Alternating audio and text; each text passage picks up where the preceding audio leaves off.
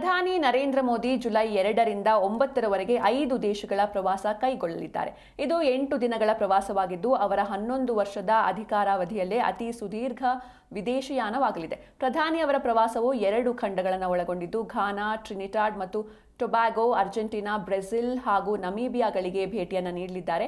ಈ ಪೈಕಿ ಬ್ರಿಕ್ಸ್ ಶೃಂಗಸಭೆಗಾಗಿ ಬ್ರೆಜಿಲ್ನಲ್ಲಿ ಮೋದಿ 4 ದಿನ ಅಂದರೆ ಜುಲೈ 5ರಿಂದ 8ರವರೆಗೆ ತಂಗಲಿದ್ದಾರೆ. ಉಳಿದ 4 ದೇಶಗಳಲ್ಲಿ ಅವರು ತಲಾ 1 ದಿನ ಇರಲಿದ್ದಾರೆ.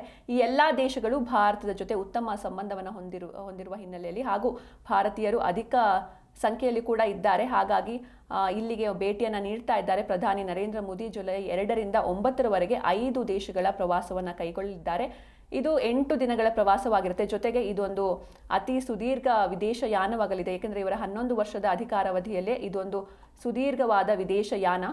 ಇನ್ನು ಪ್ರಧಾನಿಯವರು 2 ಖಂಡಗಳನ್ನು ಈ ಪ್ರವಾಸದಲ್ಲಿ ಭೇಟಿಯನ್ನು ನೀಡ್ತಾರೆ. Ghana, Trinidad, Tobago, Argentina, Brazil ಹಾಗೂ ನಮೀಬಿಯಾಗಳಿಗೆ ಭೇಟಿಯನ್ನು ನೀಡಲಿದ್ದಾರೆ.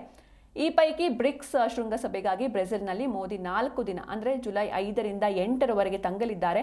ಉಳಿದ 4 ದೇಶಗಳಲ್ಲಿ ಅವರು ತಲಾ 1 ದಿನ ತಂಗಲಿದ್ದಾರೆ. ಈ ಎಲ್ಲ ದೇಶಗಳು ಭಾರತದ ಜೊತೆ ಉತ್ತಮ ಸಂಬಂಧ ಹೊಂದಿದೆ ಹಾಗೂ ಭಾರತೀಯರು ಎಲ್ಲ ದೇಶಗಳಲ್ಲಿ ಅಧಿಕ ಸಂಖ್ಯೆಯಲ್ಲಿ ವಾಸವಾಗಿದ್ದಾರೆ.